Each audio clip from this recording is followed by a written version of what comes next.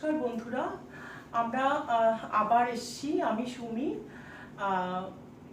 আমাদের যে সিরিজ চলছে এবং সিরিজ 2 আমাদের কথা, যেখানে আমরা ফার্স্ট সিরিজে উষাদির জীবনের কথা শুনেছি, উষাদি এবং জীবন যুদ্ধের কথা আমরা শুনেছি এবং আমরা সেই রকমই আরেকজন মানুষকে নিয়ে এসেছি। আমার সাথে আছে মিঠু। মিঠুকে আমি অনেকদিন যাবৎ চিনি এবং প্রায় অ্যারাউন্ড 10-11 বছর হবে এবং সে তার যে একটা জার্নি আছে জীবনের, তার বাড়ি থেকে আলাদা থাকা এবং সব থেকে বড় কথা তার সন্তান আছে।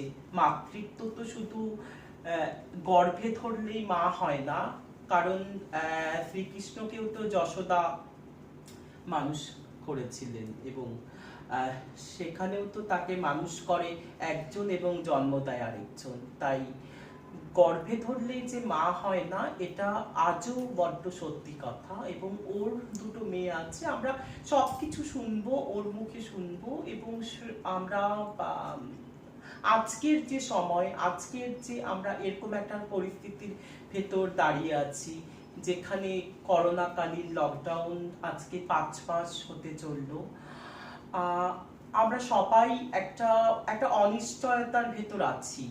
জীবন আমাদের কোন দিকে যাবে আমরা জানি না, আমরা কোথায় গিয়ে ঠেকবো, আমরা বাঁচবো না মরে যাবো আমরা কিচ্ছু জানি না। আসুন আমরা মিঠুর সাথে কথা বলি। মিঠু, আমি তুই করেই বলছি কারণ আগে থেকেই বলেছি, যেটা হচ্ছে যে তোর জন্ম তো আলিপুরদুয়ার বীরপাড়াতে। তো তোর ছোটবেলার কথা কিছু বল, মানে তুই কিভাবে বড় হলি, তোর বাবা মা ভাই বোন কিছু, তোর ভালো লাগা। নমস্কার, আমি মিঠু। আমার বাড়িতে আমি যখন স্কুলে পড়তাম, না স্কুল টাইম থেকে বলি। হ্যাঁ অবশ্যই। স্কুল যখন স্কুলে যাইতাম, একটু জোরে না, যখন স্কুলে যাইতাম কত লিপস্টিক লাগাইতাম, একটু কাজল লাগাইতাম, যাইতাম, মেলে মেলে সাজতে ভালো লাগতো আমার।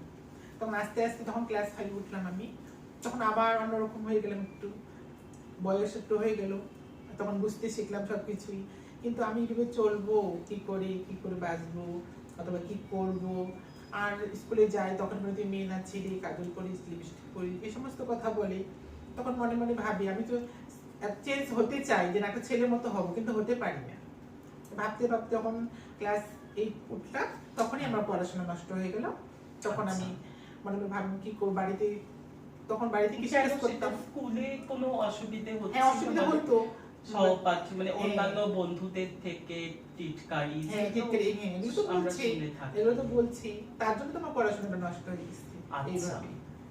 তারপরে এবং বন্ধুরা, খুব আরেকটা ইম্পর্টেন্ট কথা এখানে, যে আমরা বলি যে আমাদেরকে আরো স্কুলে কলেজে কাজ করতে হবে, কেননা এই মানুষগুলো, আমরা জানি যে শিক্ষা অনেকটা আমাদের এগিয়ে নিয়ে যায়। শিক্ষার আলো পেলে সবাই আমরা সমৃদ্ধ হই, কিন্তু শিক্ষার জগৎ থেকে কিন্তু আমরা পুরোপুরি বঞ্চিত। কেননা একজন মেয়েলি পুরুষ, আপনি সমকামী বলুন, রূপান্তরকামী বলুন, যেই নামেই ডাকুন না কেন, তারা কিন্তু স্কুল ড্রপ আউট হয়ে যায়।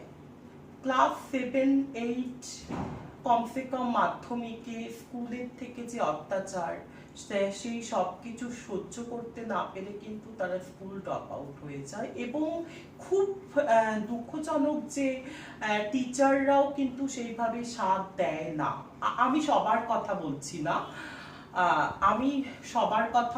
বলছি না, যে দেখা গেছে যে অনেক সময় কিন্তু আমার অভিজ্ঞতাতেও অনেক কিছু আছে, যে যেখানে অনেক মাস্টার মশাই খ্যাপাতো, লেডিস বলে, বৌদি বলে, ছক্কা বলে, তো সেগুলো আমরা শিক্ষায় সমৃদ্ধ কিন্তু হতে পারি না সব সময়। আমি এই পয়েন্টটাতে আবার আসবো।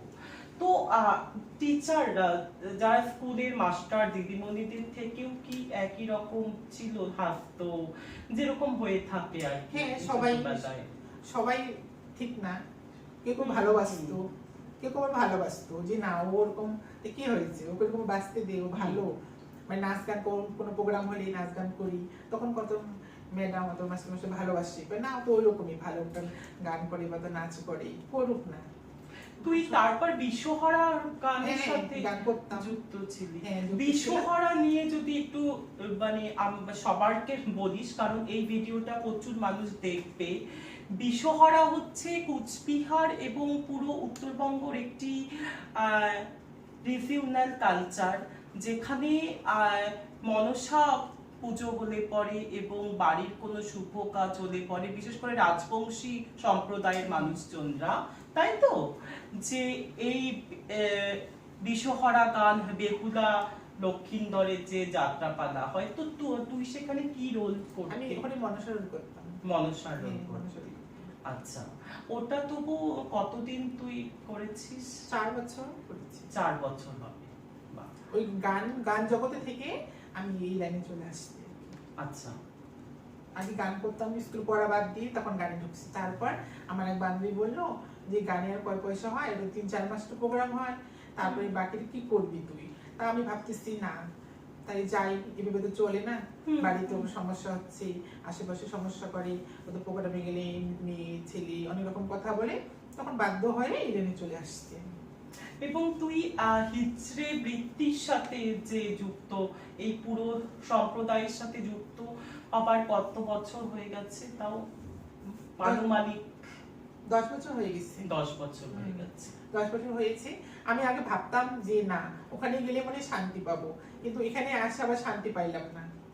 এখন ভাবছি যে ভালোভাবে সুস্থভাবে বাঁচবো, একটা কাজ আমার করবো। মনে হয় যে বিষয়টা আমরা সব সময় ফিল করি যে আমরা হয়তোবা বাড়ি থেকে বেরিয়ে আসলে সুখ পাবো, সেখানে সমাজের থেকেও যে কটূক্তি অবহেলা থাকে, তারপরে দেখা গেছে যে আমরা ভাবি যে নিজের মানুষরা বুঝি আমাদেরকে শান্তি দেবে, কিন্তু সেখানে এসেও হয়তোবা সেই সুখটা থাকে না। না, সেই সুখটা থাকে না। আমি ভাবছি এরকম হয়ে সারা জীবন চলবে, কিন্তু না, এখানে অন্যরকম ঝামেলা, অনেক কিছু ঝামেলা, আর ভালো লাগে না। তখন আমি ভাবতেছি যে না, জীবনটা যে 1000 করছি, এলেনে আসছি, তাহলে কোনোদিন মা হইলাম না, কোনো বাবা হইলাম না কোনোদিন। আমার ভাবতেছি যে না, আমি এরকম হয়, কিন্তু মায়ের একটা তো স্নেহ, তো ভালোবাসা দিয়ে তো বাচ্চাকে মানুষ করবো, এরকম একটা মনে আমার ধারণা আসলো যে না, একটা গরিব মানুষ যদি বাচ্চা আমি মানুষ করতে পারি, তাহলে বাচ্চা নিয়েছিস? হ্যাঁ, আমি নিয়েছি। আর এখন আবার কি বাচ্চা? মেয়ে? হ্যাঁ, কটা? দুজন মেয়ে। মেয়েরা কতটুক? মেয়েটা বড় মেয়ে 10 বছর বয়স, ক্লাস 5 পড়ে, আর ছোটটা 4.5 বছর, কেজি 1 পড়ে। এবং তুই এখন যেখানে থাকিস, তো সেখানে কোনো অসুবিধে হয়? অসুবিধা এলাকার মানুষজনের যে না, আগে অসুবিধা ছিল, এখন অটোমেটিক সবাই ভালোবাসে। আগে যখন প্রথম বাচ্চা নিয়ে আসছি আমি, তখন বলছি হ্যাঁ, এটাকে মানুষ করতে পারবে, অনেক রকম কথা বলছি। তারপর আস্তে আস্তে যখন দেখতেছি বা ভালো মায়ের স্নেহ দিতেছি বা বড় হচ্ছে বাচ্চারা আস্তে আস্তে, এখন অটোমেটিক 4.5 বছর বয়স হয়ে গেছে, সবাই বলছে না, এখন মানুষ করতেছি, স্কুলে পড়াচ্ছি, অটোমেটিক সবাই ভালোবাসে, আমাকে খারাপ নজরে দেখি না। এবং এটা ভীষণ গুরুত্বপূর্ণ কথা যে একজন হিজড়ে মানুষ কি বাচ্চাদেরকে সেইভাবে মাতৃস্নেহ দিতে পারবে কিনা, কারণ আমরা সমাজে সবসময় যেটা দেখে আসি আমাদের মা বাবার আমল থেকে, দাদু দিদার আমল থেকে, কিন্তু এটাই দেখে আসা যে সবকিছু শেষ এবং আমাদের খালি চোখে দেখাটাই যে সবকিছু শেষ, এটা তো নয়। কারণ যেটা মিঠুর ক্ষেত্রেও উঠে এসছে যে ওকেও অনেক মানুষে বলেছে মানুষ করতে পারবে না বাচ্চা, কিন্তু এখন ওর বাচ্চা বড় হচ্ছে, এখন মা ডাকে। হ্যাঁ, মা ডাকে। আমার চেষ্টা এখন হচ্ছে যে না, আমার 10টার থেকে একটা তৈরি করতে হবে। আমার লক্ষ্য হচ্ছে এটাই, জন্য নিয়েছি। মানুষ কোনোদিন খারাপ বলতে পারবে না যে অমানুষ করছে বা মানুষ করতে পারিনি। আমার লক্ষ্য, বাচ্চার উদ্দেশ্য এখন আমার মেয়ে দুটোকে নিয়ে। সেটা অবশ্যই। এবং আর আরেকটা জিনিস যে আমরা জানি যে এই পুরো 5 মাস ধরে, 4.5 বা 5 মাস ধরে লকডাউন আছে, তো লকডাউনে কেমন আছিস? ও। মানে কিরকম ভাবে চলছে চলছে। জীবন? দেখেন না, আমি তো টেনে কালেকশন করি বা টেনে ইস্যু করি, কিন্তু যেহেতু আপাতত পুরো পুরো যে কাজের জগৎটাই এখন বসা, কোনো ইনকাম নেই, হ্যাঁ, মানে এখন আপাতত 5 থেকে 6 মাস থেকে বসে আছি ঘরে, কিন্তু এখন এইভাবে চলছি। বাপের বাড়ি যাই, বাপের বাড়ি ভালোবাসে, ওখান থেকে কিছু সাহায্য করে, বা আশেপাশে কিছু সাহায্য করে। বাবা মা সাহায্য হ্যাঁ, করে। বাবা মা সাহায্য করে আমাকে। ওখান এরকম তো চলছে, কিন্তু মনে মনে ভাবতেছি এভাবে তো চলে না, কিছু একটা কাজ করব। কিন্তু এখন যদি কোথাও কোনো দোকানে যাই, কিন্তু নেবে না। কিন্তু নিজে কিছু ক্যাশ খাটিয়ে তো কোনো বিজনেস করতে চাই আমি আর কি। কিন্তু কোথাও কাজ গেলে তো আমাকে নেবে না। ঠিক।